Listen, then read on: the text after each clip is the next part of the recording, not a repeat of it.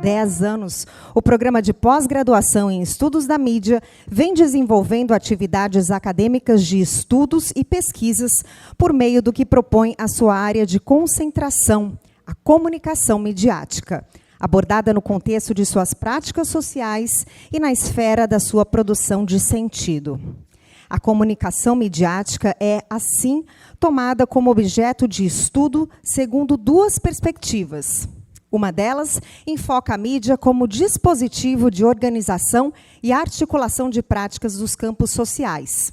A outra considera a comunicação midiática como instância de produção de sentido a partir de manifestações de natureza técnico-discursiva.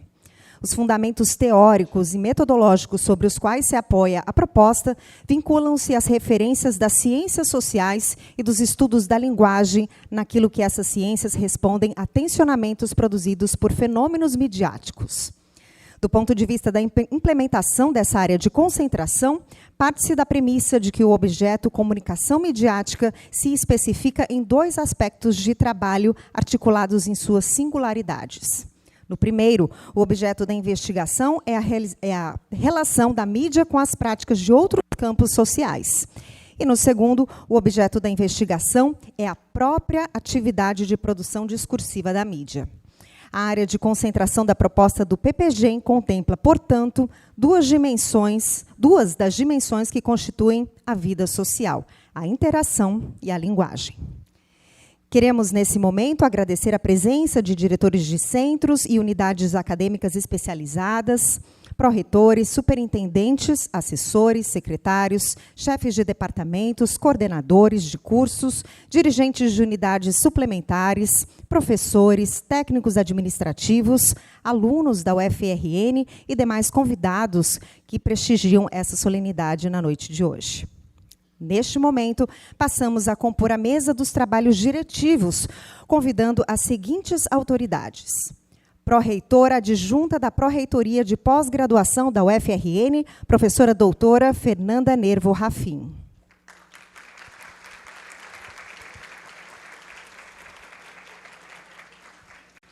Diretora do Centro de Ciências Humanas, Letras e Artes da UFRN, professora doutora Maria das Graças Soares Rodrigues.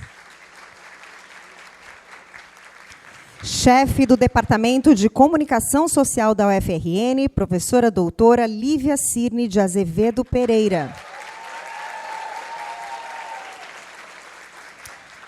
E a coordenadora do Programa de Pós-graduação em Estudos da Mídia da UFRN, professora doutora Valquíria Aparecida Passos Naipe.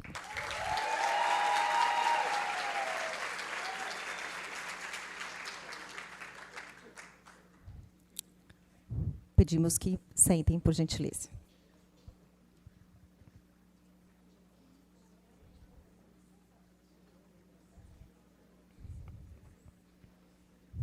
Iniciando o nosso momento de fala, convidamos para fazer o uso da palavra a senhora professora doutora Valquíria Aparecida Passos.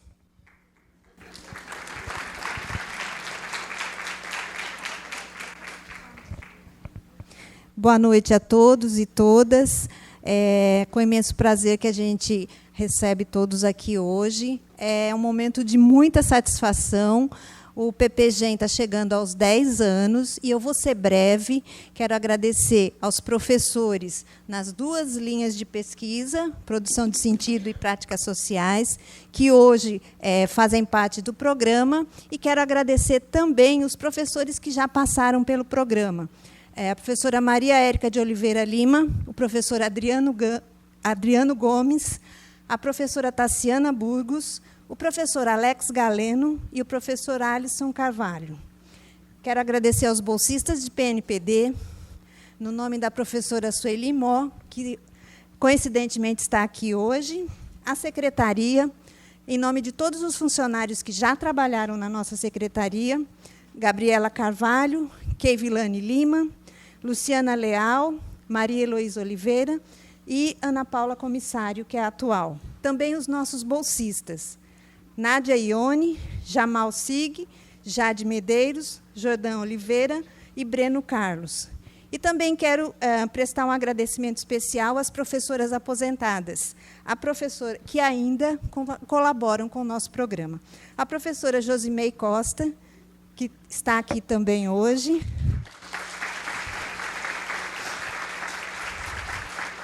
E a professora Maria das Graças Pinto Coelho, que foi uma das fundadoras.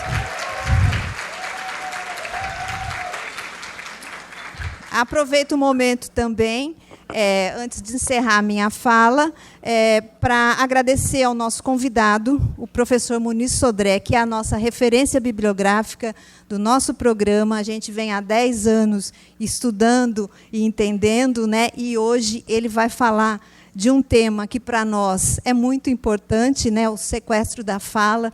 Nós estamos sendo sequestrados, e então ele vem nos alertar um pouco sobre como os agentes da comunicação vão resolver essas questões contemporâneas. Muito obrigada.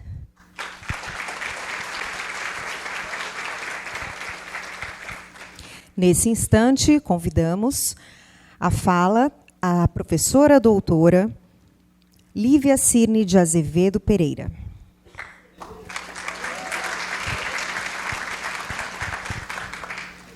Boa noite a todos e a todas. Vou ser bem breve também. Primeiramente, fora Bolsonaro.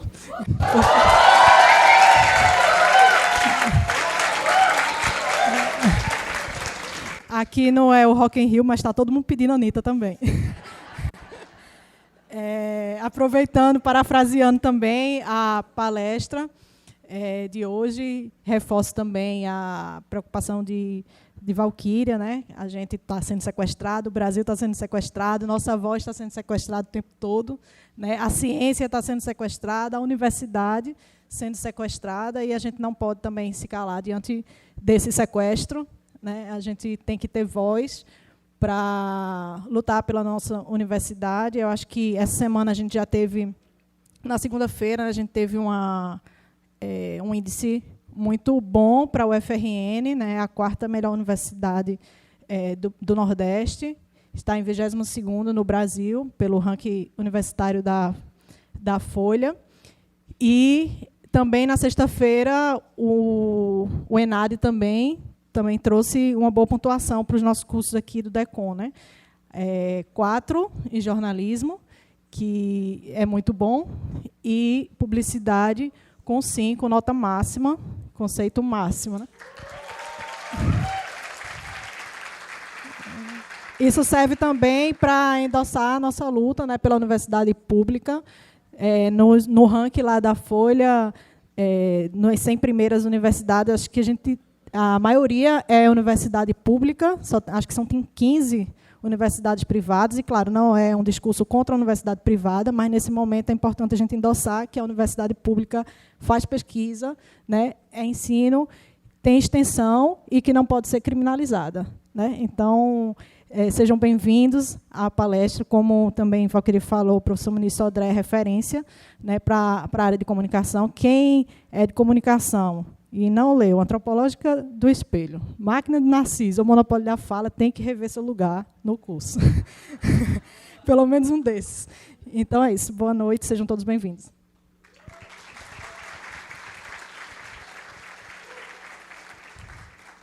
Ouviremos agora a professora doutora Maria das Graças Soares Rodrigues.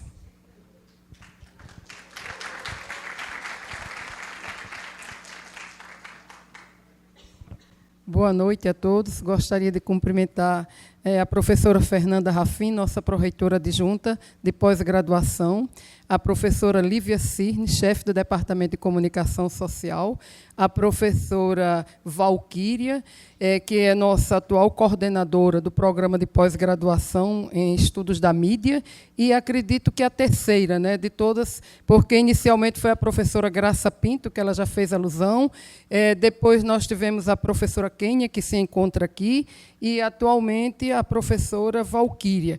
Então, eu também dar boa noite aos colegas e alunos que aqui estão, ao conferencista convidado, e dizer da nossa satisfação da direção de, nesta semana, estarmos participando pela segunda vez de um grande evento do Departamento de Comunicação Social. Na segunda-feira foi a abertura e o evento aconteceu em 2 noites, da 8ª edição da série Diálogos, em que professores e alunos do curso de Publicidade compartilham suas pesquisas. E, num momento bem especial, como a professora Lívia já colocou, no momento em que o Departamento de Comunicação teve resultado excelente na última prova do ENAD, não é, no último exame, comunicação, o curso de Comunicação Social com nota 4 e o de Publicidade com nota 5. E hoje à noite, né, esse evento aqui maravilhoso, comemorando 10 anos da existência do programa de pós-graduação em Estudos da Linguagem, que está mirando o 5, né?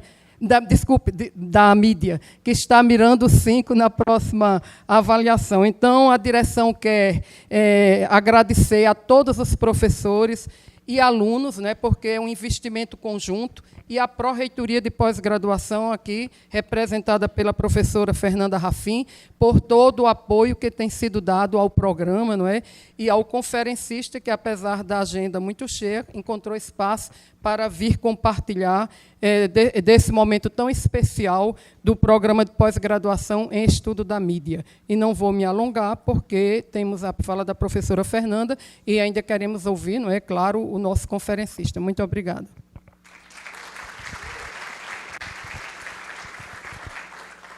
Encerrando o momento de fala, vamos ouvir, portanto, a professora doutora Fernanda Nervo Rafim.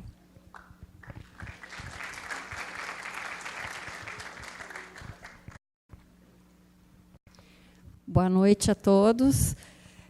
Gostaria de cumprimentar a professora Graça, diretora do Sheila, a professora Lívia e a professora Valquíria, e a todos vocês. Professora Valquíria, quando esteve hoje de manhã lá na Pró-Reitoria para reforçar o convite, estava muito emocionada. E eu acho que isso foi que não estava previsto na minha agenda especificamente, mas isso me comoveu. Assim, eu digo, eu tenho que ir, não só porque já estive aqui outras vezes, sempre encontro o ambiente cheio, né? Os alunos comparecem, os professores, os colegas de outras unidades sempre prestigiam esses momentos, e ainda mais quando o programa está comemorando os seus 10 anos. Parece que foi ontem que a gente estava trabalhando na proposta do programa, né? Valquíria, lembro da Graça, muito incisiva e interessada e preocupada com os caminhos do programa. Antes assim da gente dizer estamos mirando 5, obviamente estamos, e os resultados que o curso de graduação, os cursos de graduação e mesmo a pós-graduação vem colhendo, eles são muito importantes porque por trás dos números e dos indicadores existe todo um trabalho, né, da instituição, o empenho dos docentes, dos discentes, para que a gente consiga avançar e consolidar os programas de pós, os cursos de graduação e alcançar os melhores resultados. Então, assim, o empenho nessa gestão e a marca que o professor Daniel, o reitor, quer deixar, agora a gente está no primeiro ano da gestão dele, é justamente a qualidade acadêmica. Então, acho que esse é uma batalha de todos e vale a pena o esforço. E a gente tem visto que o programa aqui é capaz disso, tem evoluído, e acredito que também a área de pesquisa é uma área muito importante no momento em que nós estamos vivendo, né, de sequestros, e até agora de fala, né, então não dá mais nem para reclamar por se sequestrarem a nossa fala. Então, assim, eu acho que é uma área que ela é necessária e importantíssima, e a gente espera, né, que nos dê elementos para realmente avançarmos aqui na instituição e no país como um todo, nessa área enquanto produção de conhecimento, enquanto ciência. Então, eu vim não só para prestigiar o momento, mas também para ouvir o conferencista, né, que a professora disse que tem uma foto de 7 anos atrás, uma aula que assistiu, nessa mesma data, mas há 7 anos atrás, estava muito emocionada falando disso, da referência que ele é aqui para os estudos desenvolvidos no programa. Então, eu vim para assistir também a aula. Então, vamos a ela, né? Muito obrigada e boa noite.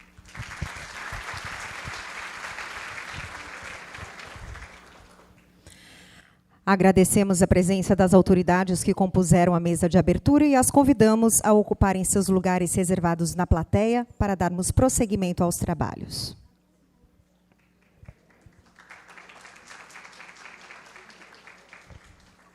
Neste momento, passamos a compor nova mesa dos trabalhos diretivo, convidando o professor do Departamento de Comunicação Social da Universidade Federal do Rio Grande do Norte e coordenador da linha de práticas sociais do PPGEM, professor doutor Jussiano de Souza Lacerda.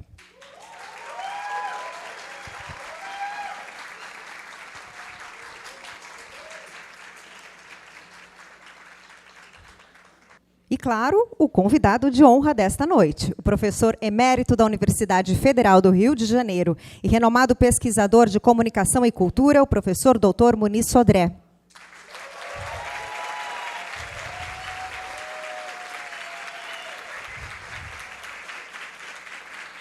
Professor Muniz Sodré possui doutorado em Letras, Ciência da Literatura pela Universidade Federal do Rio de Janeiro.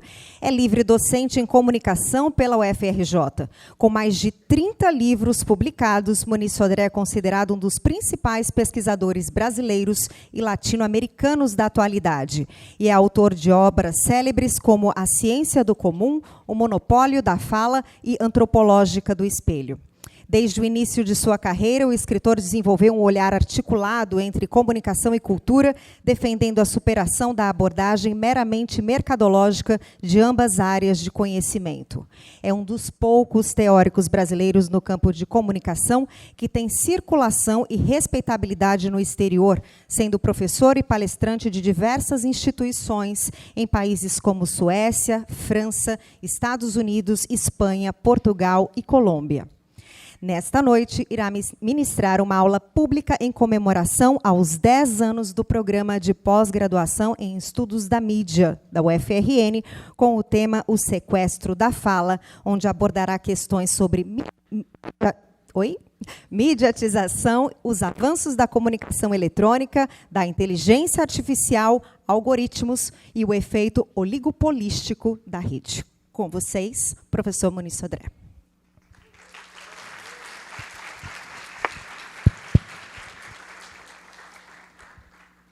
Bom, boa noite. Eu gostaria muito de agradecer à universidade e aos alunos, aos professores, a recepção tão calorosa. Eu gostaria de, inicialmente, dizer que democracia não é conceito de poucas palavras, não é conceito de poucas expressões.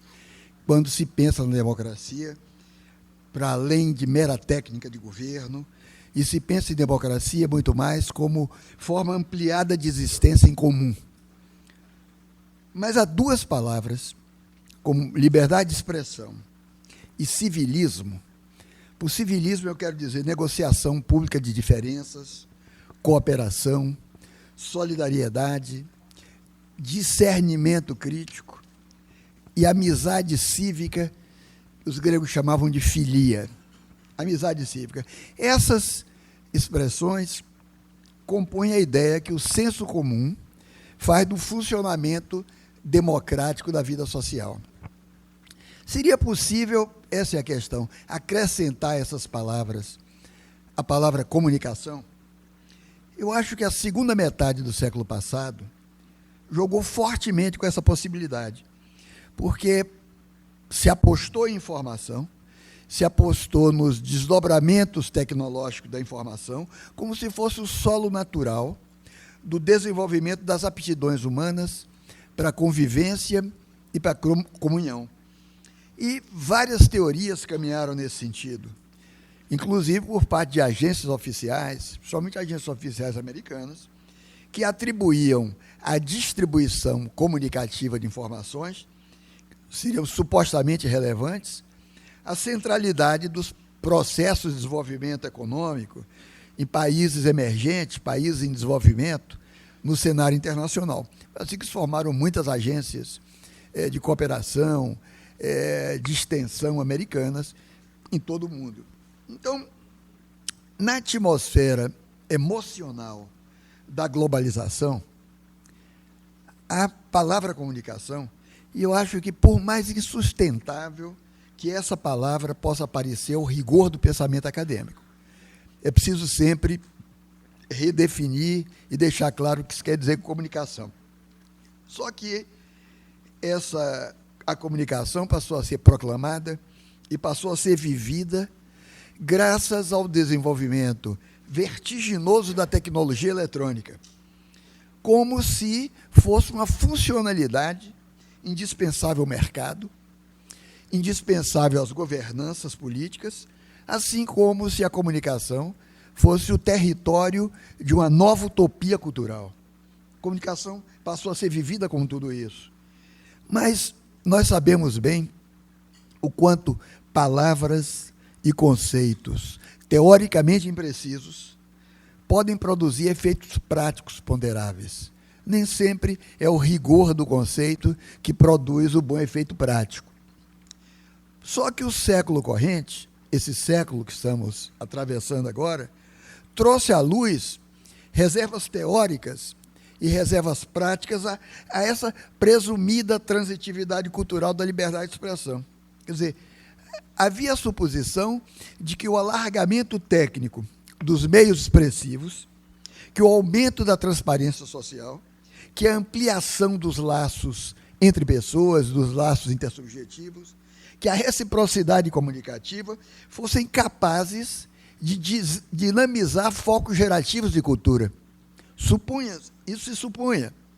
De certo modo, a obra de McLuhan foi um grande marketing disso. Mas, ao mesmo tempo, se evidenciou o seguinte, de que, em meio à notável expansão tecnológica dos dispositivos de comunicação, há um déficit humano crescente de compreensão dos fenômenos de mídia e dos fenômenos de comunicação. É como se os fenômenos de mídia fossem, digamos, tecnologicamente naturais e como se eles fossem politicamente neutros. Não são, nem naturais, nem neutros. Ora, a minha questão hoje aqui é essa. O que é que há mesmo de novo para uma maior elucidação, quer dizer, ao mesmo tempo metodológica e política, desses fenômenos?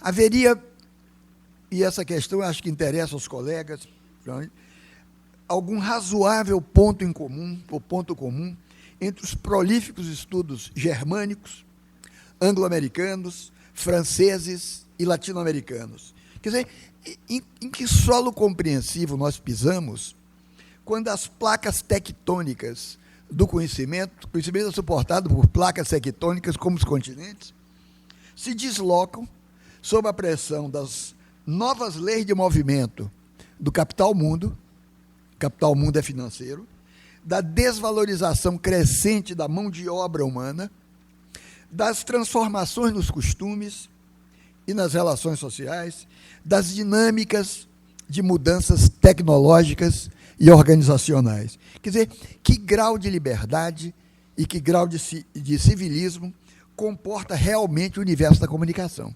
Essa é a minha questão hoje aqui. 4 décadas atrás, nós, é um plural majestático, era eu, nós subscrevíamos em livro, esse livro foi o Monopólio da Fala, em seminários, a suspeita de que a mídia emergente, eu falava da televisão, equivaleria a um monopólio da fala. Essa expressão não é minha. E, na verdade, eu tirei de um grande amigo meu, um francês, um grande filósofo, que era amigo pessoal meu, que morreu, Jean Baudrillard. Ele usa essa expressão num texto com outro sentido, mas eu peguei. Quer dizer, o que é o monopólio da fala? É a impossibilidade de uma resposta simbólica, de uma resposta forte por parte do receptor. Ou seja, o receptor, o sujeito ouve, escuta e não pode responder. Essa era a questão do monopólio da fala. Um exemplo disso é o poder notificatório no pesadelo ficcional escrito por Kafka, no Processo. Um dia o sujeito recebe uma mensagem que ele não sabe de onde vem, mas é uma intimação, ele é acusado de um crime, que ele também não sabe qual é, e desenrola-se a narrativa inteira, ele não sabe por que ele é acusado, ele vai inutilmente tentar buscar, e no final ele é executado. Ele nunca sabe exatamente por quê. Esse poder notificatório de fala, em Kafka, diz, olha, não há resposta possível à unilateralidade das mensagens. Fala-se e não se pode responder. Ora, isso foi entendido, e pode ter sido entendido, como a montagem de um sistema economicamente monopolístico por parte das corporações de mídia. Foi lido também dessa forma, esse livro, tanto que durante muito tempo, fui persona non grata da Rede Globo, por causa disso, porque achava que eu estava falando do monopólio da Globo. Não tinha nada a ver com a Globo, na verdade. Esse sistema sempre se fez presente como uma realidade multifacetada, bastante esmiuçada por analistas de diversa filiação teórica, da economia e sociologia. Todos eles eram empenhados em mostrar os riscos dos monopólios para a ponderação dos preços e para a lei de livre oferta e procura no mercado. Vários estudos de comunicação, cito Herbert Schiller, se dedicaram a isso, aos monopólios das corporações de mídia. E essas disciplinas do pensamento social, a sociologia, a antropologia, eu sei que tem gente aqui, deve ter de psicologia, de antropologia, de sociologia, sempre se debruçaram sobre macroformas organizacionais. Sempre, que macroformas? O próprio Estado, a igreja, a indústria, e logo sobre os efeitos de coordenação dessas macroformas, ou domínio dessa macroforma na vida social. Então, nesses termos disciplinares, alguma coisa como um monopólio da comunicação se definiria por estratégias econômicas para o controle dos meios de expressão, assim como, segundo o pensamento político clássico, o Estado se investe no monopólio da violência. Na realidade, eu não estava preocupado com isso. Não era a isso que eu me referia. Eu não me centrava no aspecto socioeconômico do monopólio, embora é um aspecto hoje cada vez mais ameaçador, com a feição que os economistas chamam de monopsônica. O que é o comprador único, o monopólio como comprador único, como empregador único, como virtual controlador dos gastos dos consumidores. Esse é um aspecto econômico do monopólio. Mas eu estava preocupado com a dimensão simbólica, com a dimensão semiótica ou cultural, em que o poder decisório do discurso, poder decisório sobre a fala ou sobre o discurso, se apoiava num dos polos da relação entre falante e ouvinte, o polo do emissor. Quer dizer, fala-se e não há resposta possível, não há resposta simbólica possível. Quer dizer, eu não me referia, portanto, não era o discurso do poder. Eu não me referia ao discurso do poder, mas ao poder do discurso, ao poder do discurso monopolístico. Portanto, não a macroforma organizadora, mas a lógica institucional, abalada pela irresponsabilidade que decorre da neutralização da dimensão cognitiva, da dimensão sensível da vida comum, pelos modernos dispositivos de comunicação. Os modernos dispositivos de comunicação são, para mim, irresponsabilizadores. Eu vou desenvolver isso. Só que, de repente, veio a internet. E a invenção da internet pareceu contradizer totalmente o que eu dizia, porque, inicialmente, a internet mostrou que a interatividade é uma palavra nova, uma palavra de 20 e poucos anos para cá. A palavra foi inventada para se adequar à realidade da internet, isso não existia essa palavra. A interatividade indicava uma solução para o problema que tinha levantado. Quer dizer, a conexão generalizada entre usuários da rede eletrônica romperia com o monopólio da fala. Quer dizer, a mídia se tornava intercomunicativa graças a um feedback sem mediações. Portanto, a mídia se tornava imediata. Você pode falar imediatamente com qualquer pessoa. E assim foi se ampliando o território utópico da transparência expressiva, deslanchado no século passado, com o advento da imagem em todas as modalidades técnicas. Portanto, se acreditava que a livre troca de informações, a livre troca de ideias em escala global, aperfeiçoaria automaticamente o mundo. Portanto, a hipótese de uma democracia eletrônica surge no bojo da possibilidade técnica de uma comunicação instantânea, de uma comunicação global, uma comunicação supostamente capaz de pôr diferenças culturais em jogo dialógico e facilitar o contato direto entre emissores e receptores. É essa instantaneidade, essa simultaneidade, que é o poder que a comunicação eletrônica traz, tem exercido uma pressão gigantesca sobre a consciência dos jovens, sobre a consciência dos adultos também. Porque até o advento da comunicação eletrônica, a única entidade simultânea, instantânea e global era Deus. Era Deus. De repente, você tem uma entidade tecnologicamente que é instantânea, simultânea e global. Veja só, na segunda metade do século XXI, agora, se verifica que a situação é bem mais complexa. Quer dizer, no âmbito crescente da mediatização, por mediatização, eu me refiro à articulação estrutural da mídia com organizações e com instituições, a comunicação eletrônica converte as tecnologias da informação em dispositivos de machine learning, que é a expressão mais corrente para a inteligência artificial. E, por meio da rede eletrônica, está se introduzindo um novo paradigma, com uma estrutura de interconexão invisível, em que tudo é, ao mesmo tempo, conexão e passagem.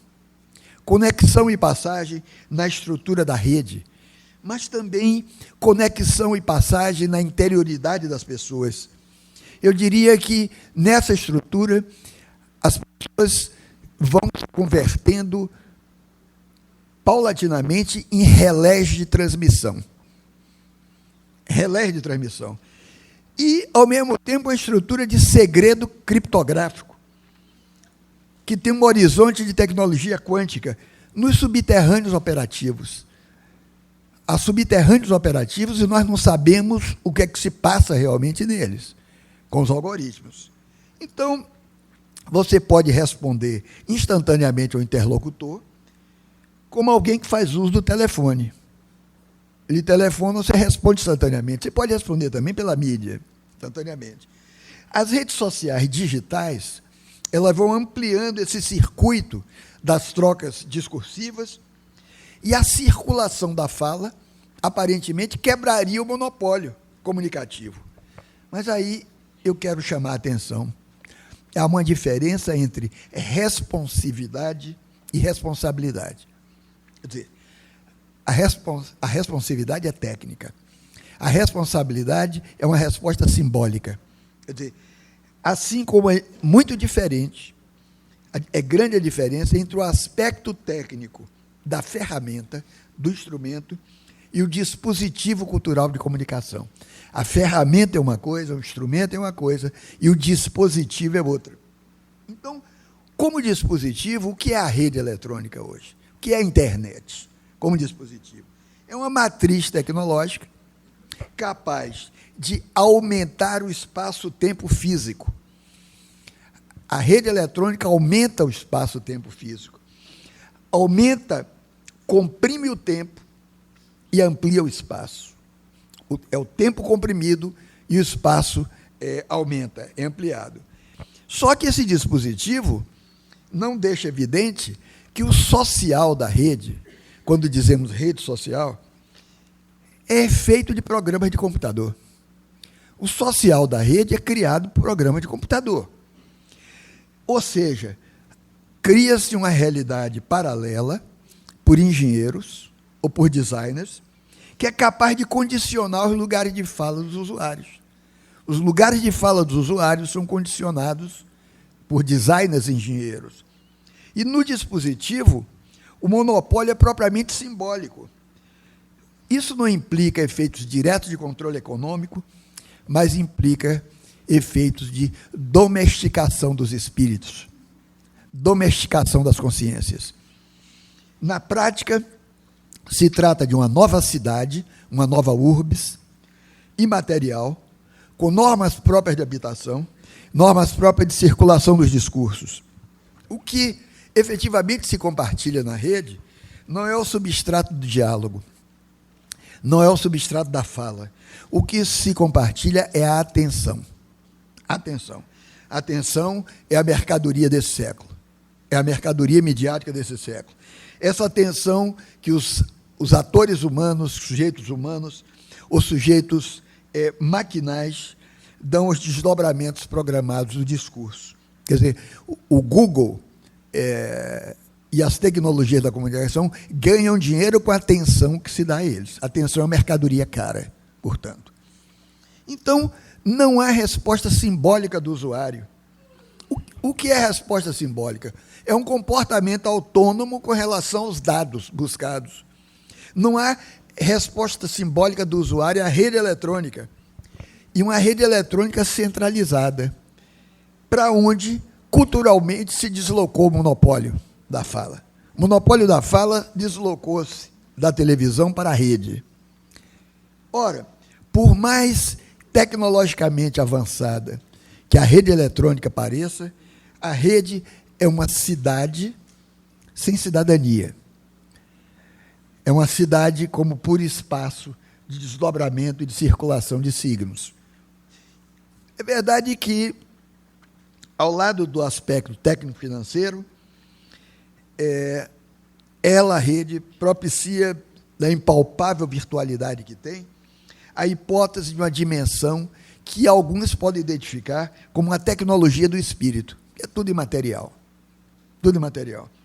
Mas espírito aqui só pode ser entendido como pura ou simples imaterialidade. Quer dizer, as mensagens que circulam entre pares individualizados nas redes sociais não deixam entrever nenhuma quebra da unilateralidade da emissão. Ou seja, não retroagem dialogicamente.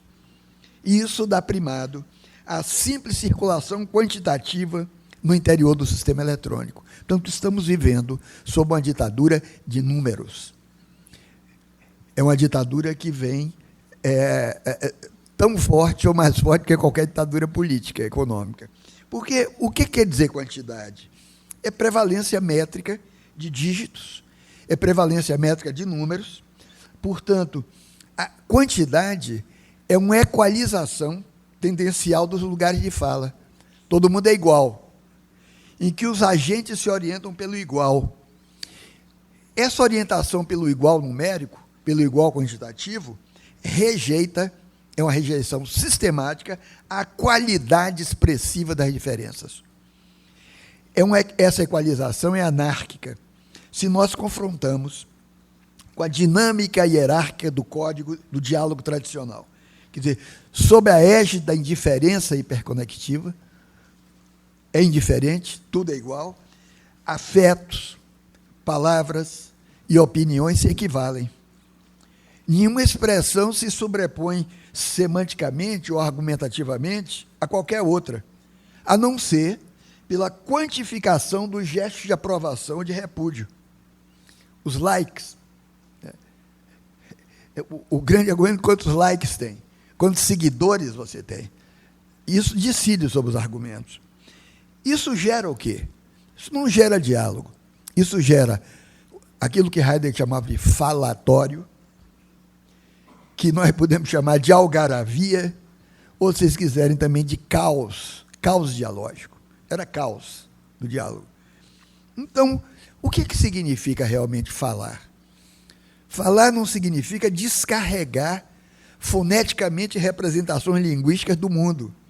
Falar é articular-se com o entorno humano por meio das representações de sentido, e o sentido é sempre histórico, é sempre mutável. Por isso, é importante contornar a fetichização da ideia de diálogo. O diálogo como diálogo resolve coisa nenhuma.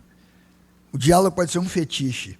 Como se a fala em si mesmo, o intercâmbio linguístico em si mesmo, abrigasse o esclarecimento como uma virtude intrínseca.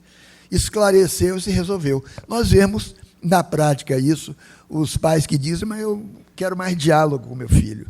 Como se fosse, absolutamente, esquecendo que a fala do pai pode estar dialogando na cabeça do filho, mesmo que nenhuma palavra seja dita. O diálogo em si mesmo não pode ser fetichizado.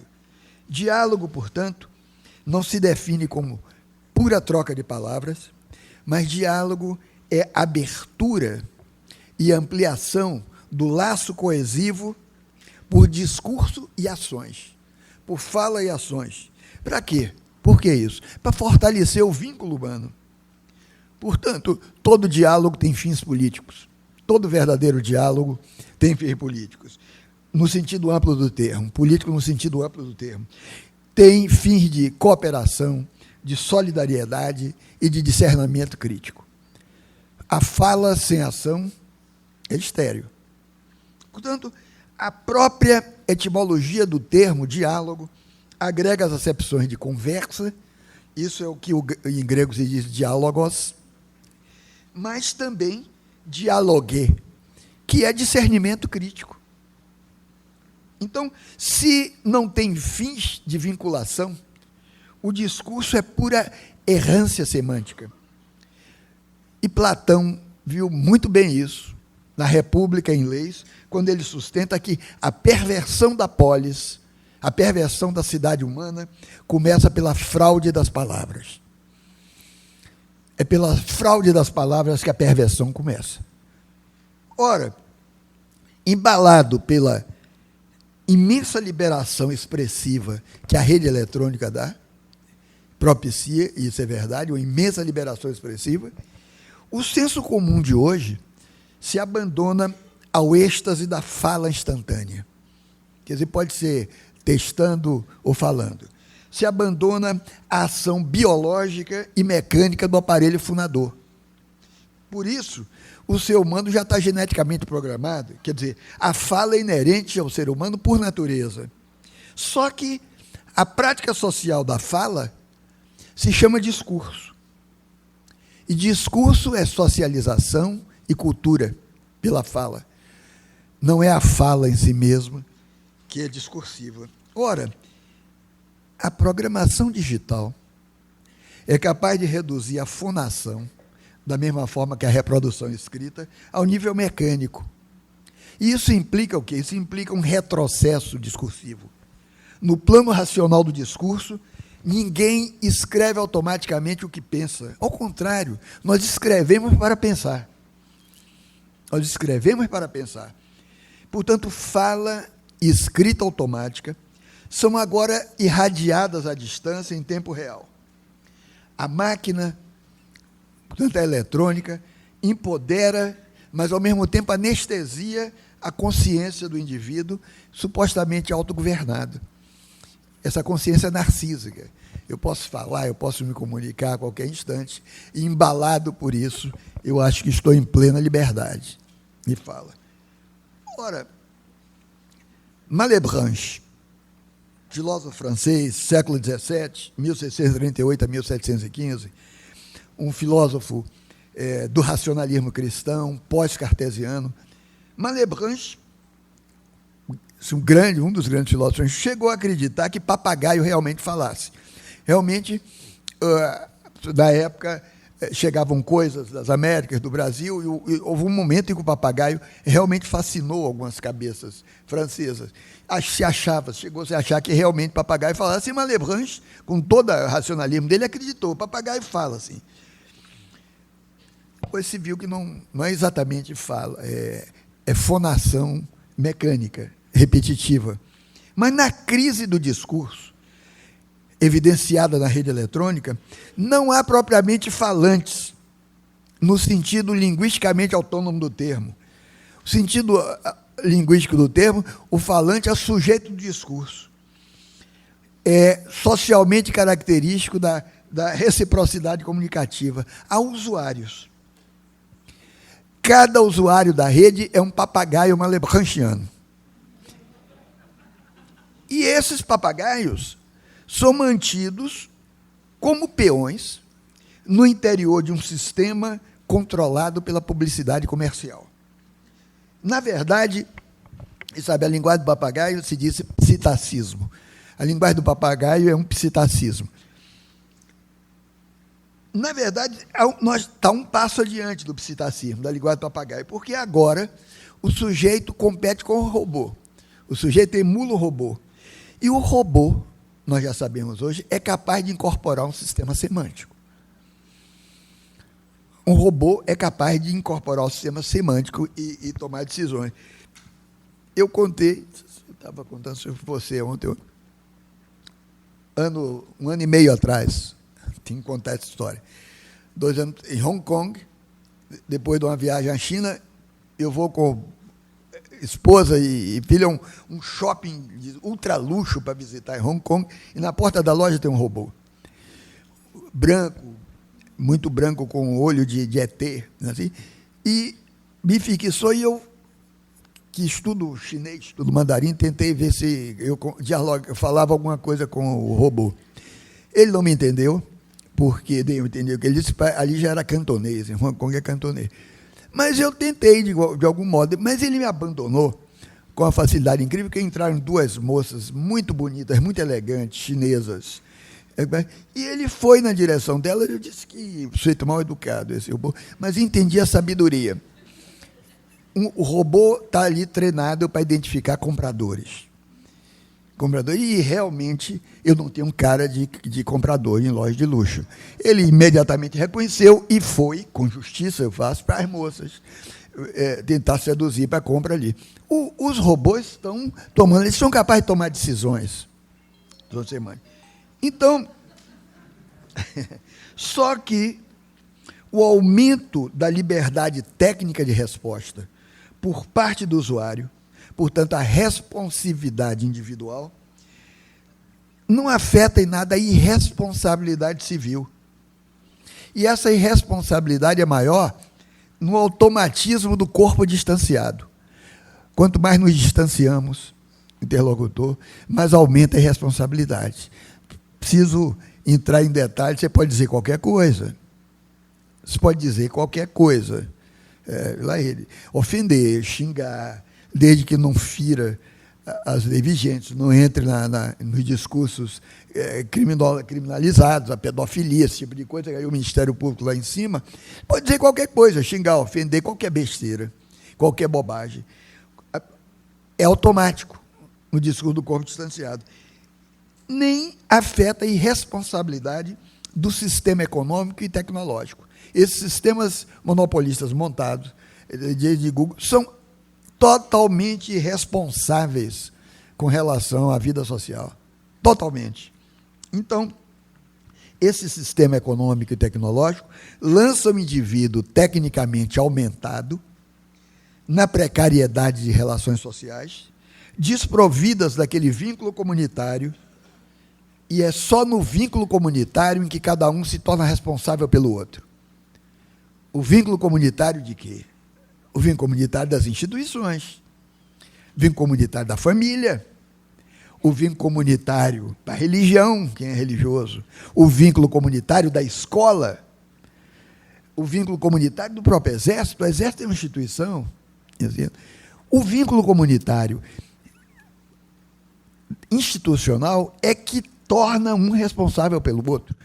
Não se espantem se as ditaduras, hoje, ao invés de tanque na rua, entram no ataque às instituições. Que ataque às instituições? As instituições são formativas, formadoras. O primeiro é a educação. Não se trata de perseguir essa ou aquela universidade. É perseguir a educação como instituição, o ensino como instituição. A religião tolerante como instituição. Então, a palavra responsabilidade, portanto, deve ser tomada e deve ser entendida como um princípio ético. Um princípio ético atinente relativo à dignidade da linguagem e ao cuidado de si mesmo como fontes do sentido relativo à existência humana. Isso é responsabilidade. Responsabilidade é, portanto, o fundamento dos valores, é o fundamento da normatividade que é naturalmente intrínseca à condição humana de autoafirmação da vida. Tanto, enquanto princípio, a responsabilidade é uma coisa coletiva. Quer dizer, todos são socialmente corresponsáveis dentro da cidade-estado. Todos são socialmente corresponsáveis dentro da sociedade. Nós somos corresponsáveis pelo que acontece e se passa socialmente. Somos corresponsáveis, não individualmente, mas coletivamente, pela miséria do outro, pela desigualdade social, e devemos assumir essa corresponsabilidade. Portanto, a responsabilidade é irredutível às responsabilizações individuais, responsabilizações jurídicas, econômicas, administrativas que estão implícitas na sociedade. Ora, portanto, no discurso social, transparecem a normatividade e os valores da língua, que são guiados pelo sentido. Portanto, o significado linguístico é um valor, mas não é fixo, porque o significado pode ser modulado dialeticamente. A ação dos fatos é sustentada pela palavra dotada de significado. Uma referência genial a essa ausência de significado está no livro de Orwell, 1984, quando se funda o Ministério da Verdade. O tríptico do Ministério da Verdade é o seguinte: guerra é paz. Veja só, subverteu o significado. Escravidão é liberdade. E o terceiro, para refletirmos sobre o Brasil, ignorância é força. Ignorância é força, realmente. Você subverte, e de repente nós somos capazes de sermos atraídos pela força da ignorância, como se nos salvasse das complicações do sentido. Ora, a linguagem computacional, por outro lado, é um monopólio numérico, um monopólio previsível, um monopólio autocorrigível, com valores fechados, em que a fala está sempre prestes a descambar na idiotia tecnonarcísica. Na idiotia tecnonarcísica. É difícil se defender da idiotia, porque eu faço uma pequena diferença entre o idiota e o imbecil. O idiota não pode deixar de ser idiota mas o imbecil é aquele idiota que poderia evitar as consequências da idiotia. Mas a idiotia tecnonarcísica se diz qualquer coisa, qualquer besteira. E se diz porque na força de tração da ignorância política, da ignorância coletiva. Então, a fala está sempre disposta a descambar na vertigem do ego, incensado pela própria imagem no espelho técnico, como se fosse um dopamento coletivo. Essa vertigem da idiotia é análoga à drogadicção, é análoga ao vício em drogas. Não nos enganemos, há um aspecto, digamos, químico, farmacológico da droga, mas a droga é uma relação social. A droga é também uma relação social. Ou seja, e essa analogia ganha cores muito fortes para mim quando se percebe que na rede o grau de confiança mútua entre pessoas na rede é tão baixo quanto a confiança interpessoal que você tem em drogadictos, você tem em viciados. Quem lidou para auxiliar viciados de crack, por exemplo, nos Estados Unidos, estão juntos, mas a desconfiança você tem que lutar pela pedra e pelo vício a cada dia. E, ora, a confiança mútua é fundamental, é necessária ao pacto de confiança que lastreia a sociedade. Não há sócios, não há sociedade sem confiança mútua. Há um pacto que eu poderia chamar de fiduciário, um pacto de confiança. a sociedade. Então, a informação, quando está em círculo vicioso, técnico, por mais tecnicamente sofisticada que seja, por mais tecnicamente sofisticada que se mostre, a informação é, para mim, apenas intoxicação. E intoxicação é doença precipitada pelo excesso de droga. Ora, isso salta aos olhos. Quanto mais se fala em termos quantitativos, em termos eletronicamente instantâneos, portanto, quanto mais se fala em frenesi é a velocidade agregada de nexos causais, é a fala sem pausa reflexiva, mais decai o dialogismo.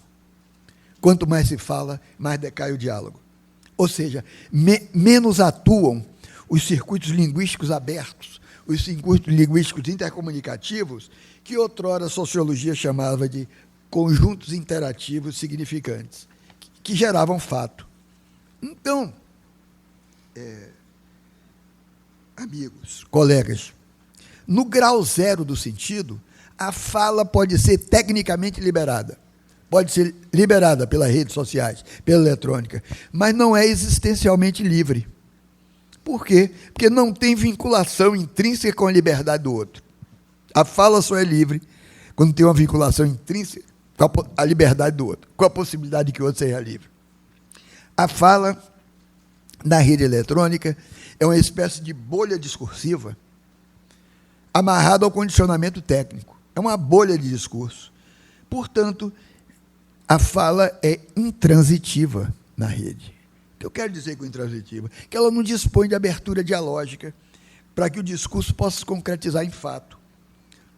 Fato significa uma objetividade de fala, uma objetividade de ação, capaz de ir além da pura e simples opinião. Intransitividade significa saber sem sabedoria. Transitividade significa fala sem diálogo. Intransitividade significa ação sem pausa e reflexão. Portanto, é possível ser muito sábio, tecnicamente muito capaz, e, ao mesmo tempo, ser socialmente intransitivo. Eu temo muito que os nossos cursos técnicos não entrem nessa. Muito. Então, ao mesmo tempo, do ponto de vista econômico e do ponto de vista organizacional, a tecnologia de processamento de dados, que é o nome do produto que sustenta a grande indústria desse século, chama-se dado, caminha na direção dos monopólios privados. E esses monopólios se expressam em marcas empresariais como Google, como Amazon, como Facebook, como Microsoft, como IBM, os chamados Big Tech, administradores de Big Data. Big Data, eu quero dizer, as grandes massas de dados, ou de macrodados, que manipulam complexos algoritmos de inteligência artificial ao abrigo da rede eletrônica. Portanto, os riscos não incidem mais sobre preços apenas econômicos, monopólio econômico. Isso foi o caso da era analógica. A monopolização de agora, ou a oligopolização, se quiserem, opera com a baixa tendencial de custos para o consumidor. É tendencialmente, desde o século passado, cada vez mais barato os custos. Só que, como os serviços se agregam, as pessoas não têm moeda suficiente para arcar com essa agregação. Então, os preços se deslocam para dimensões relativas à soberania decisória. Se não é humana, é de usuários e criadores. Ou seja, nós podemos votar sem soberania decisória sobre o voto. Porque uma realidade foi criada algoritmicamente, tomando nosso lugar de voto e de fala.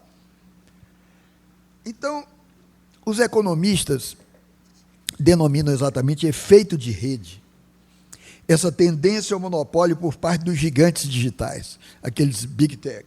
Quer dizer, quanto maior o número de usuários das redes sociais, do serviço de busca, menor o espaço deixado à concorrência.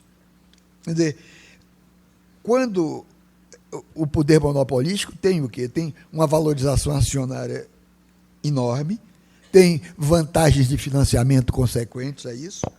O poder monopolístico exibe não só concorrências, mas também inovações autônomas. Então, a empresa que surgiu de um salto criativo tecnológico vai tentar controlar os saltos futuros de outros. Um pequeno salto novo criativo, pequeno na esfera do Google, do Facebook, essa coisa, é imediatamente comprado e sufocado. Isso já está ocorrendo, isso já existe, né? Então, no plano da autonomia cultural, vale observar o seguinte, que se na mídia tradicional a manipulação do público consistia na repetição unilateral de mensagens, isso foi o velho recurso da propaganda ideológica, da propaganda política, da propaganda religiosa, o martelamento, agora é a combinatória de padrões digitais que alimentem a inteligência artificial. Eu falo em inteligência artificial na mídia pública, evidentemente, que ela tem utilidades enormes.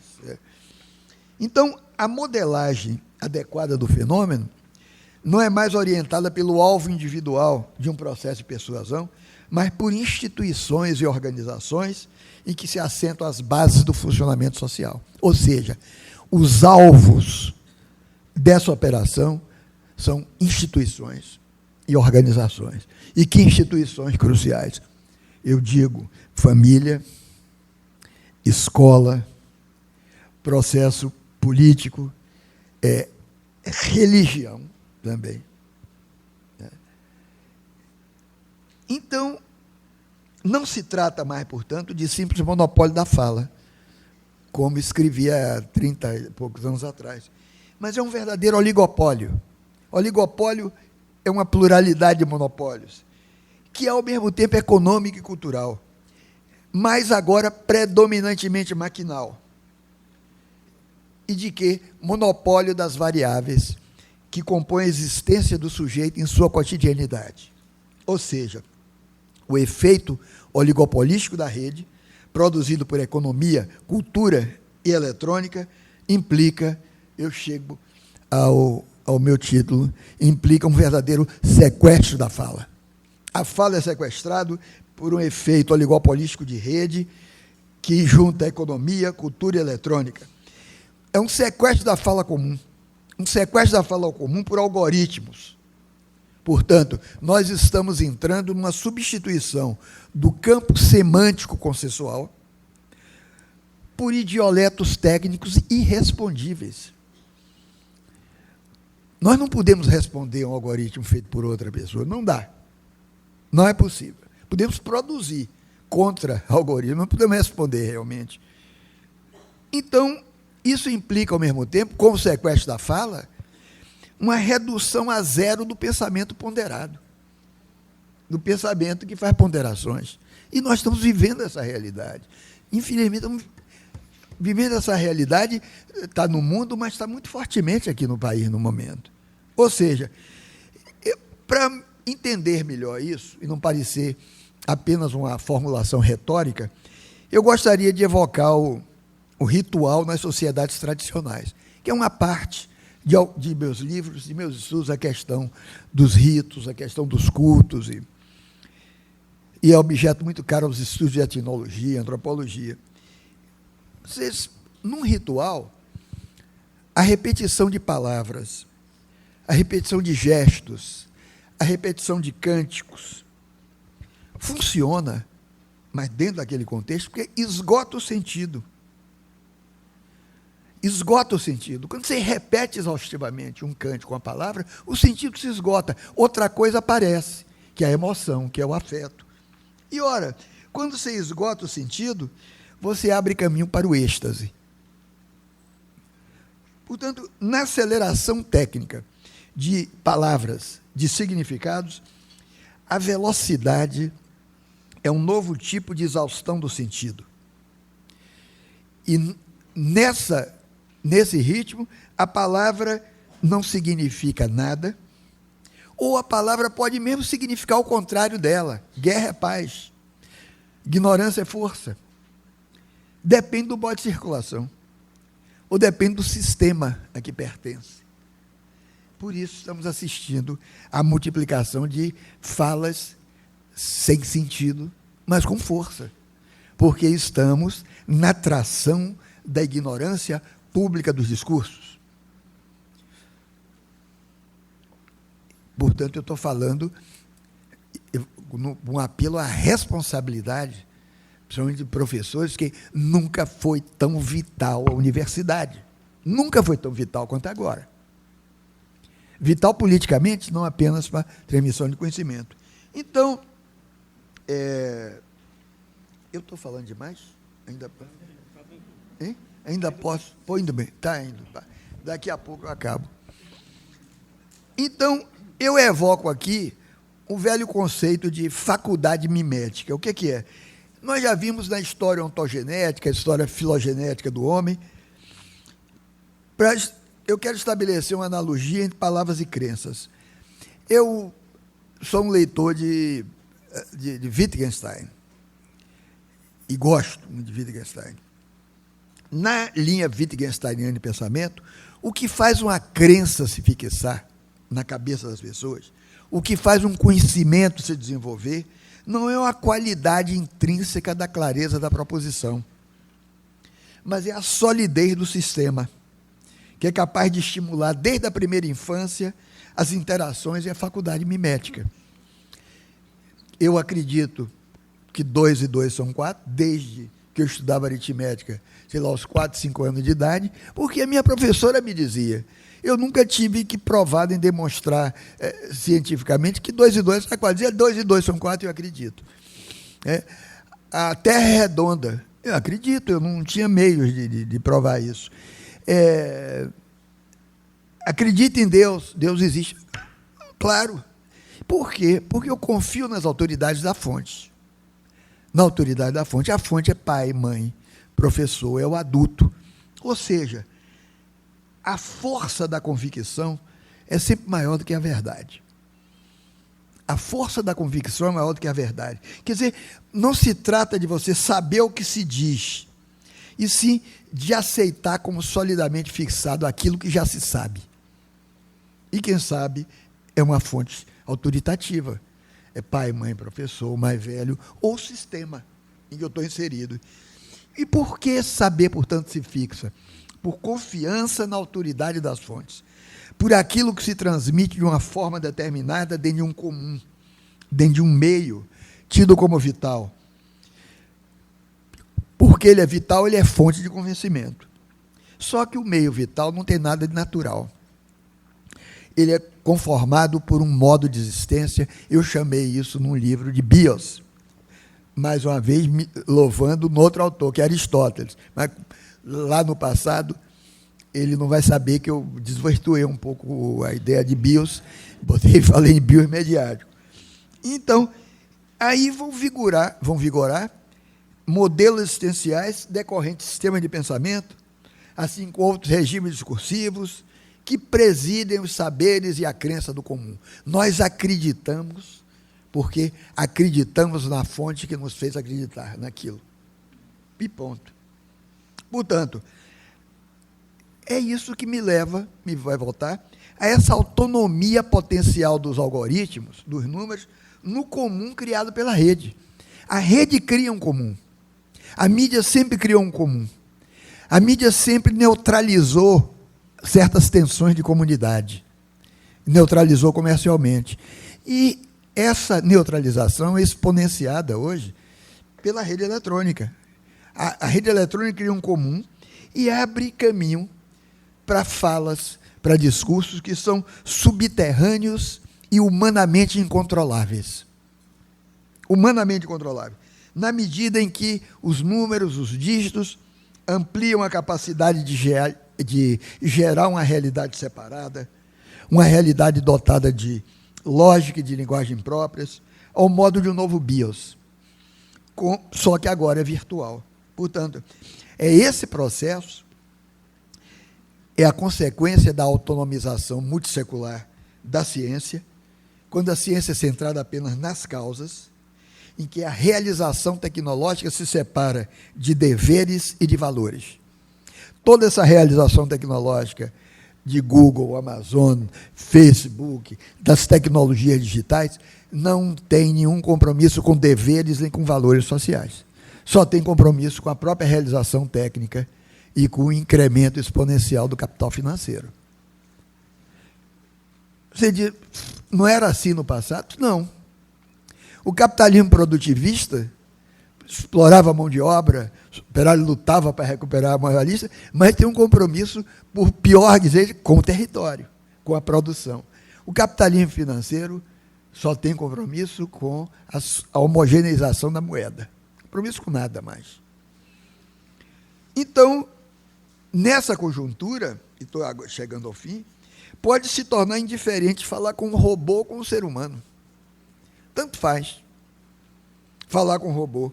E isso já ocorre, não vou me estender sobre isso, em situações eleitorais, que os robôs nos ensinam em quem votar, em que certas influências ideológicas são hegemonizadas por meio de máquinas discursivas que operam nas redes eletrônicas. Portanto, no nível ainda mais insondável, eu diria, é possível já hoje, e eu passo informações, passo isso como informação para quem não tem, que é possível desconhecer hoje se sentenças judiciais são feitas, prolatadas por gente viva ou por algoritmos.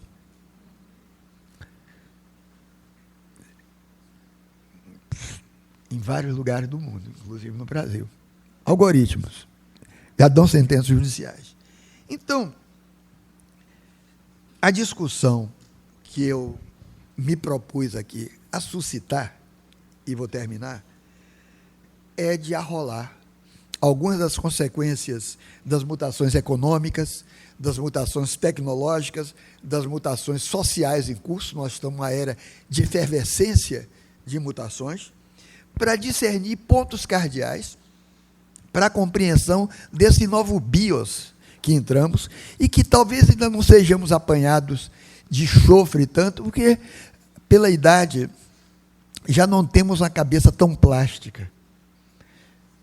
Já temos um pé ainda no analógico forte. Mas eu me pergunto pelos filhos, pelas crianças.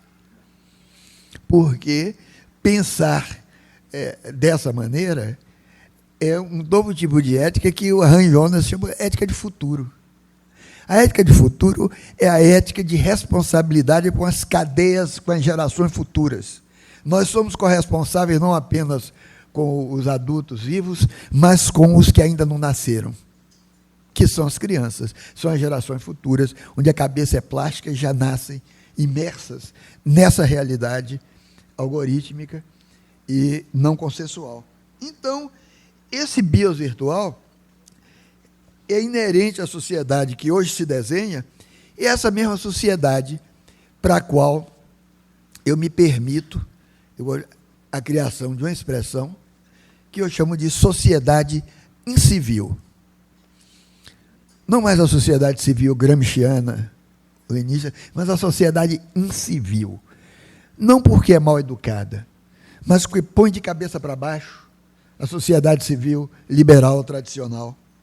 E o que é essa sociedade civil? É um ordenamento humano regido globalmente por tecnologias da comunicação, tecnologias que são solidárias à transformação no modo de acumulação do capital produtivista para o financeiro, a desestabilização das formas clássicas de representação do mundo, mas também ambiguamente atravessadas pela incitação generalizada à reinvenção institucional.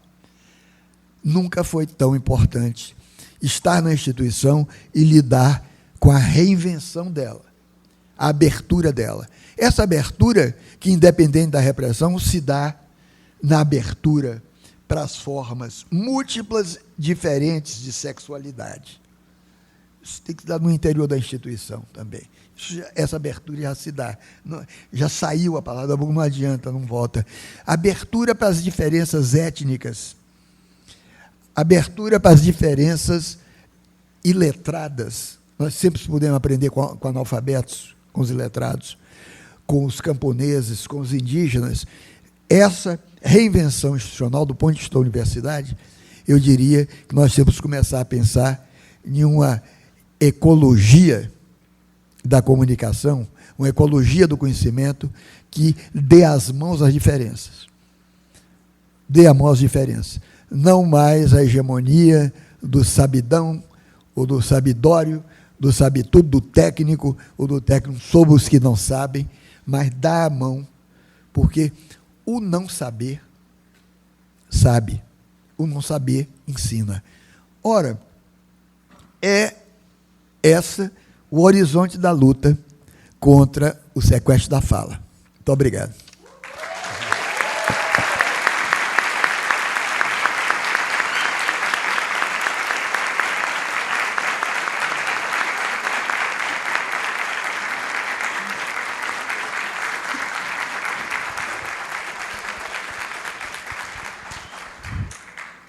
Bom, queremos agradecer, né, a brilhante exposição do professor Muniz Sodré, né, hoje aqui, ao mesmo tempo problematizadora, nos colocando os desafios, né, dessa realidade algorítmica, de todos esses processos de transformação da sociedade, das tecnologias de comunicação e as lógicas de mercado, mas, ao mesmo tempo, nos colocando perspectivas de problematização que nos levam a pensar saídas, caminhos, né? Então, nos deixa também esperanças aí para que a gente possa, como instituição, se reinventar, se repensar, abrir-se, né? Então, agora a gente tem aí 30 minutos até as 9 para debate, né? Então, as pessoas que quiserem fazer perguntas, elas podem se direcionar aqui, porque a gente está gravando a palestra, e para que a sua pergunta saia na gravação, é preciso que falem no microfone. Então, eu gostaria que quem desejasse fazer pergunta, né, a gente podemos abrir uma primeira rodada de 3 perguntas, que se posicione aqui na lateral, eu passo o microfone para que possam ser enquadrados na câmera e fazer a questão, né? A lista de presença, para quem não assinou, está no fundo da sala, aqui do canto esquerdo, né? Então, temos aí a chance de fazer um debate com o professor, né, estabelecer um diálogo, né? Então, quem se habilita, pode... Não se intimidem com a gravação e com o microfone.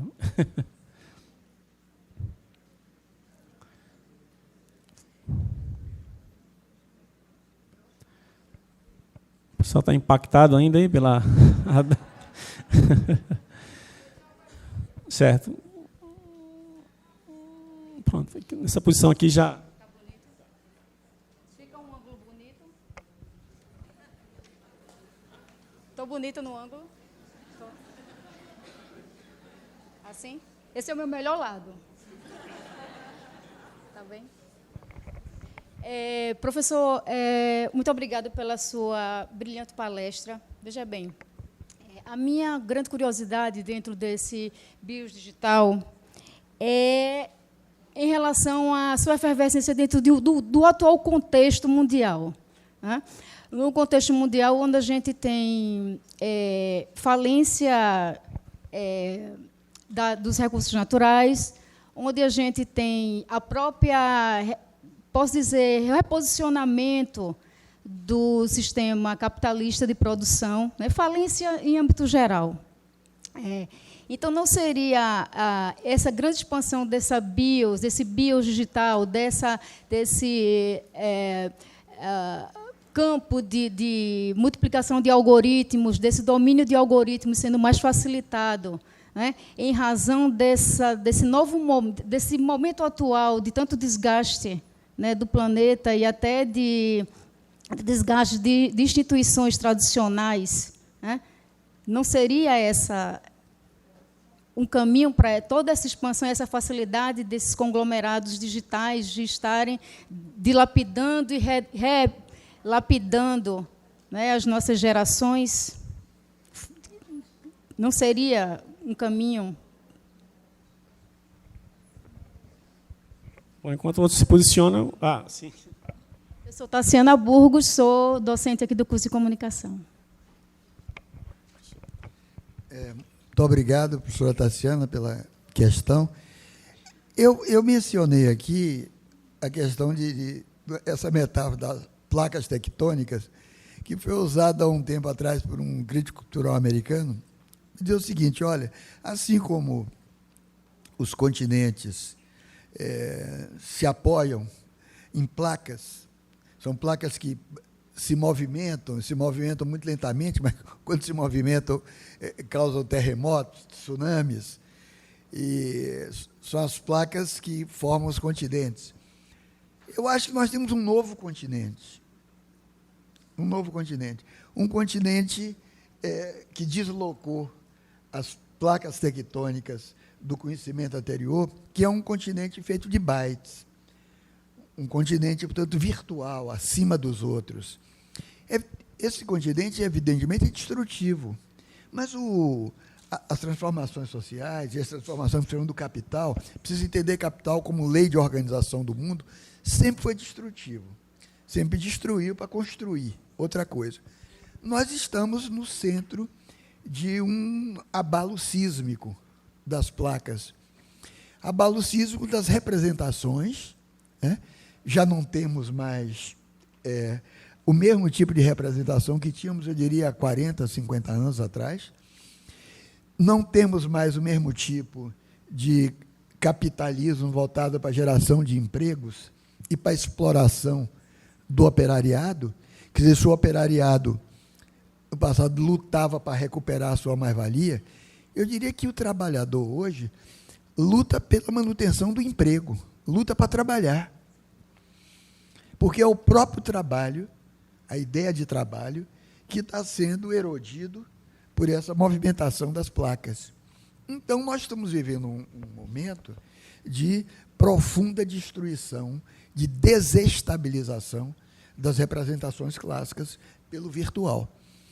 Para dar conta desse mundo, para saber disso, nós primeiro temos que tomar uma consciência disso, que não seja puramente emocional, nem retórica. Isso tem que ser demonstrado. Isso passa pela crise das instituições, pela crise da representação civil, pela crise do parlamento, né? Pela crise do parlamento, pela crise das formas de governo. É difícil para a consciência tomar pé nisso. Tomar pé. Eu acredito, lhe digo, que as velhas dicotomias, velhas formas de organizar a sociedade vão perdendo a sua força. Por exemplo, hoje eu não acredito tão fortemente numa divisão política do tipo esquerda-direita. Eu não acredito, não costumo ver as soluções da esquerda e ver porque é que a pessoa votaria. Eu acho que é preciso, talvez, pensarmos em Nietzsche, que viu, às vezes, a vida social e a política a partir de critérios, digamos assim, vitais, como doença e sanidade, né? Eu acho, por exemplo, que, nesse momento, nós não estamos afundando exatamente na direita, na extrema-direita. Nós estamos adoecendo de Brasil. As doenças, a insanidade pode ser infecciosa. E você, de certo modo, carrega o cheiro, o fedor da infecção, passa adiante, se transmite. Há um adoecimento da sociedade nesse momento por não estar percebendo, saber lidar plenamente com essa destruição a que você se referiu, implicitamente, né? Temos que mudar os critérios, repensar a política. A política é mais vital do que nunca, assim como a universidade. Mas temos que repensar, temos que reinventar as instituições políticas. Professora Josimei? Você quer fazer também? Não, mas aí faz as duas, a gente faz as duas questões, fica melhor. Boa noite, professor. Além de mestre de cerimônias, também sou aluna aqui, mestranda do programa. Quero agradecer. O programa está fazendo aniversário, mas o presente a gente que ganha. Eu fiquei impactada com a sua apresentação, especialmente porque ontem, durante uma insônia, eu liguei a televisão e, coincidentemente, estava passando na TV Cultura, Café Filosófico, e um jornalista chamado Kaique Nani estava falando sobre algoritmos e toda essa questão que o senhor também trouxe hoje aqui. E ele disse uma coisa que eu, por favor, se possível, eu gostaria que o senhor comentasse. Ele falou que hoje, em nome das facilidades, da produtividade, a gente fornece voluntariamente e satisfatoriamente os nossos dados. Esses dados, obviamente, que alimentam toda uma estrutura. No passado, a elite capitalista alimentava a massa pela necessidade de mão de obra na indústria, agricultura e guerra. E agora nós estamos passando da era da exploração para a era da insignificância, porque essa mesma massa de mão de obra está ficando insignificante, estamos sendo paulatinamente trocados pelas máquinas inteligentes. Quando a gente ouve entrevistas como essa ou lê livros como o do Harari, a gente fica vendo esse futuro meio apocalíptico. Eu queria saber a opinião do senhor sobre isso. Obrigada. Josmei.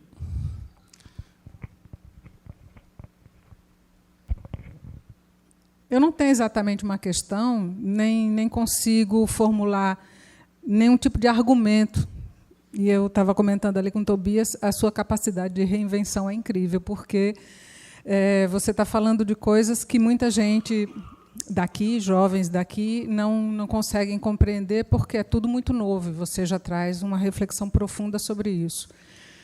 Mas eu pensei em duas coisas. Uma, Baudrillard, quando fala que estamos nos avizinhando da catástrofe, mas a catástrofe não como o fim de tudo, mas como uma desordem que inaugura uma outra ordem que não sabemos qual é. E pensei também em Michel Serres, quando ele fala que essas novas gerações que têm os algoritmos dentro da cabeça, tem a cabeça vazia e essa cabeça está solta sobre os ombros.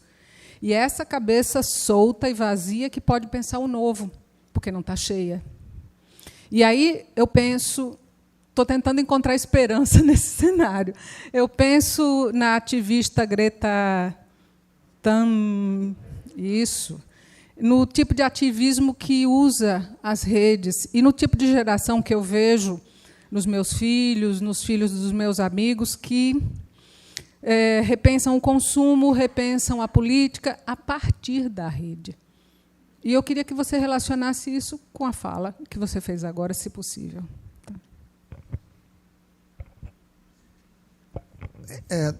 A primeira questão.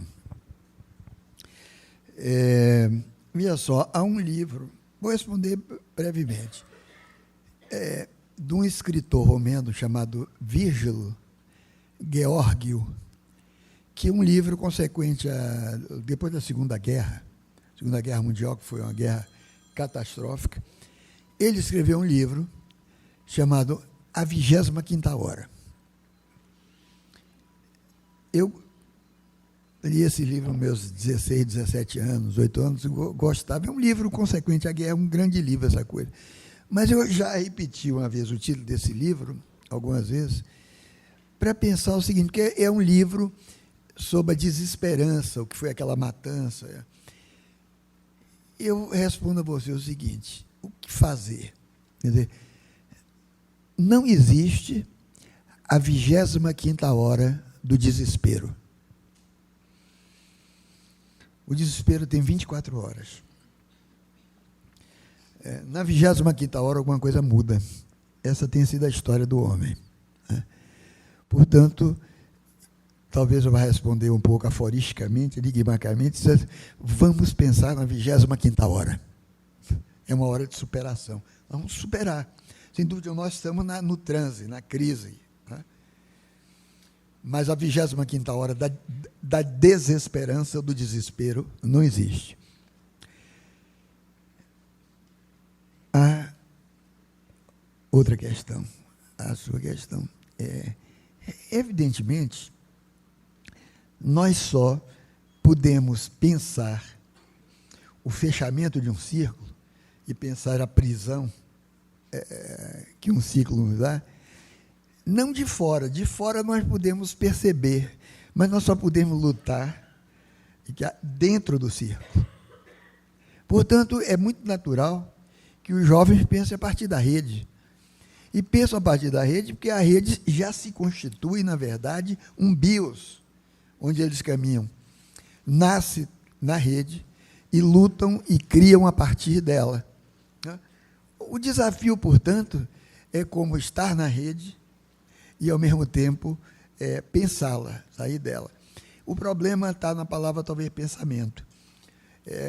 Você mencionou Baudrillard, meu amigo. Baudrillard, lembro de um... Às vezes, para mim, é sempre difícil dizer o que é Baudrillard em texto, e Baudrillard falando, que foi meu amigo 30 anos. E ele falava uma vez dessas instituições, ele disse, que estão desaparecendo, que estão condenadas, tá? Ele disse, é como um equilibrista, as pessoas dentro das instituições são como equilibristas numa corda que não existe mais. Você avança numa corda, né, como se as instituições fossem cadáveres insepultos, e onde as pessoas acreditavam muito e trilhavam, é porque ele é muito retórico. A instituição existe aí, ela está em crise, mas você avança na crise dela. É um pouco como na mídia é conhecido os publicitários.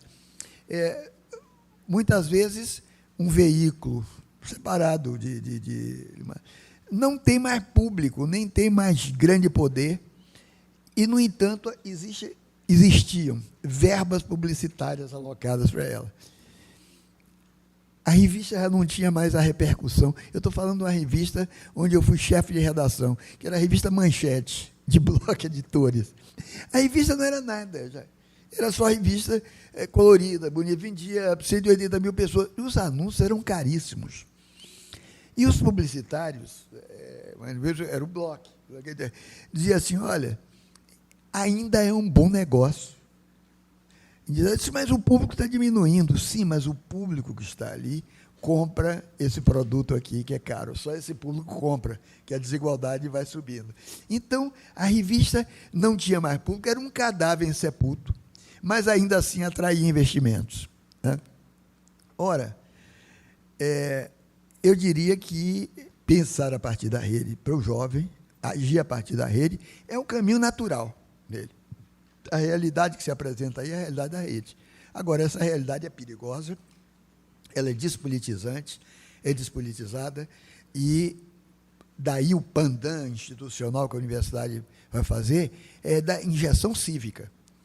A função da universidade é, você pode dizer, profissões, local cívico com profissões, mas antes da profissão é tornar cidadãos responsáveis, conscientes e críticos. Só a crítica, só o discernimento crítico pode nos resgatar, pode nos salvar, eu acho disso. Bom, alguma outra questão?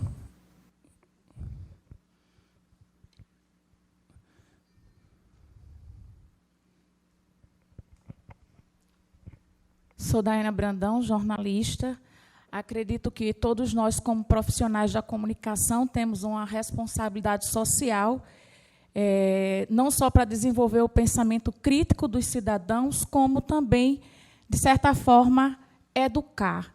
Então, acredito que o caminho é esse, nós buscarmos transmitir informações de caráter educativo, porque o jornalismo também possui esse caráter, e eu acredito que o papel social, tanto do profissional de comunicação, como das instituições de ensino, universidades, instituições de um modo geral, é exatamente esse de buscar tornar cidadãos críticos, sair da transitividade ingênua para uma transitividade crítica, como dizia Paulo Freire, né?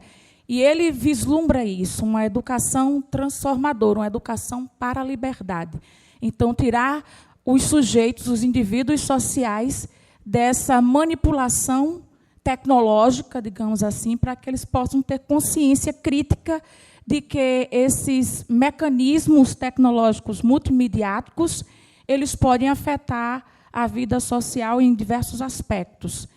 Então, eu sei que o senhor se inspira em Paulo Freire, em Humberto Eco, e buscando um caminho através dos seus pressupostos teóricos, como que você pode apontar uma solução viável para os nossos dias atuais, através dos recursos tecnológicos? A gente, com essa questão, a gente vai encerrar, depois da fala do professor, tá? Que já estamos chegando no nosso teto. Eu queria só aproveitar nesse movimento, né? No final da sua fala, tocavas na questão dessa abertura, né? E essa abertura falava também de uma abertura a uma diversidade de conhecimentos, né? Outras formas de conhecer, e aí me veio à mente, né? Você tocou no assunto a questão, por exemplo, Nagô, né? Que você aborda no seu livro, mas também a questão indígena, né? As culturas indígenas, as culturas milenares.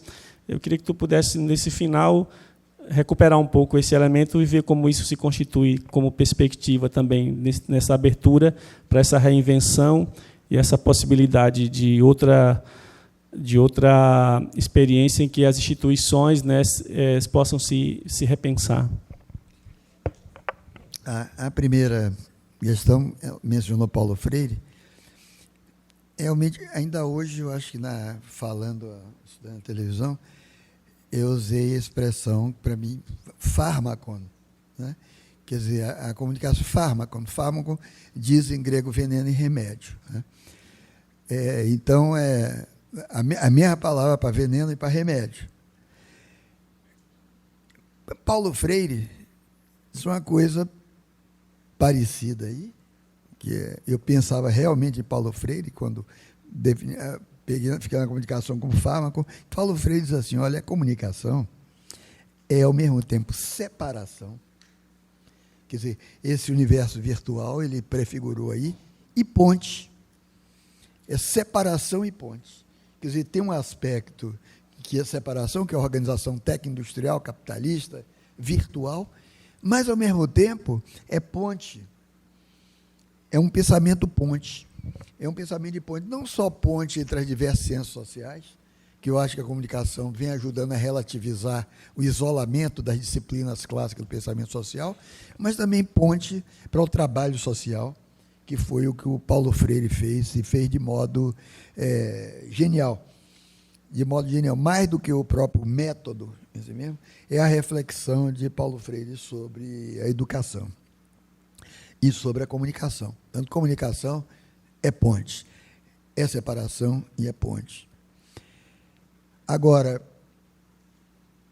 sobre essas outras perspectivas existenciais, é o seguinte, nós somos um país, o Brasil é um país atravessado por uma heterogeneidade, uma pluralidade cultural radical, né? Nós não somos, como ontem eu falava disso, falando na Bienal do Livro, sobre Solano Trindade, comparei o Solano Trindade ao outro pernambucano ilustre, Joaquim Nabuco, que eu gosto muito do texto, principalmente o livro chamado Minha Formação, que é um livro magnífico de estilo, mas lembrei, diferentemente de Solano Trindade, que o Joaquim Nabuco dizia que a imaginação dele era europeia e que o humano, para ele, equivalia a ser francês, e que ele dizia que não trocaria nenhuma paisagem das Américas, nem do Brasil, do nada, por uma sombra de um prédio, por um velho prédio à sombra do Louvre. Quer dizer, é justo que ele dizia, eu sou um parisiense desterrado. Na verdade, um brasileiro de Pernambuco, mas elite pernambucana. Mas não estou falando não, porque eu tenho uma admiração grande por esse abolicionista, mas por uma parte, né? Ora, na verdade, nessa heterogeneidade radical no Brasil, que ele não viu, que ele não pôde enxergar, que ele não pôde ver, então, talvez outra época, há formas de pensamento insuspeitadas. Há formas de pensamento insuspeitadas. Insuspeitadas pela maioria, não por descaso, mas simplesmente por desconhecimento, por ignorância. Ele se referiu à palavra Nagô. Eu queria deixar... Eu devo confessar, admitir, porque não sabe, que eu pertenço, e esse é meu grande orgulho na vida, para mim é meu maior título, eu pertenço à hierarquia de uma das 3 casas matrizes do candomblé na Bahia. Eu pertenço à hierarquia do Axé Pofonjá na Bahia. Tenho muito orgulho de falar iorubá. Eu falo várias línguas, mas eu falo iorubá também. E o que se passa ali na liturgia não é nenhuma religião, nenhum culto que cultive demônios, nem ignorância.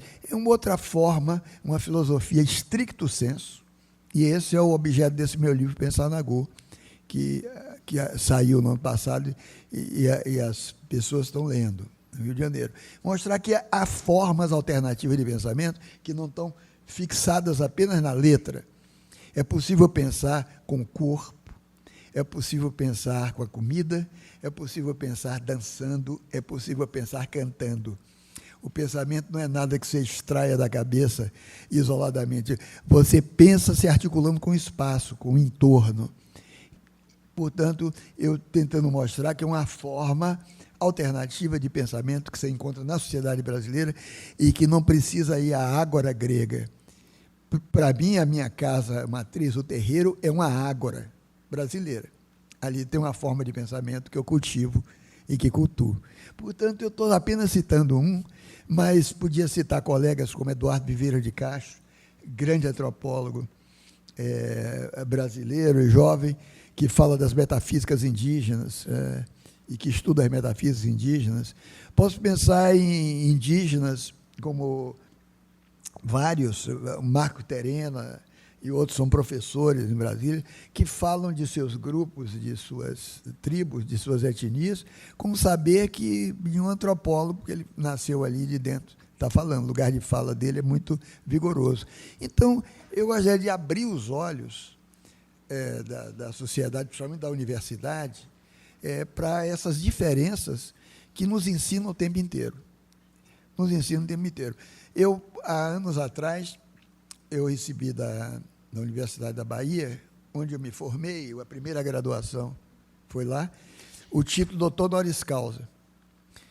E eu disse, na ocasião, falando que eu recebi aquele título com muito orgulho, porque antes de mim, recebeu o título de doutor honoris causa ali, depois da morte, o meu mestre, que foi um dos mestres que eu tenho na vida, que chamava Mestre Bimba, eu era capoeirista, eu fui mestre de capoeira, mestre Bimba, que era um negro de 1,80 m analfabeto, um sábio para mim. Então, meu orgulho ali que a universidade tivesse dado a ele um analfabeto o título de doutor honoris causa, depois de morto, evidentemente.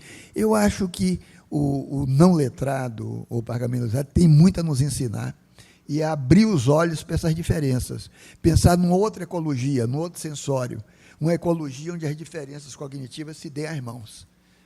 Essa ecologia é descentrar também a universidade e de sua posição monocêntrica, concêntrica. É isso aí. Obrigado a vocês.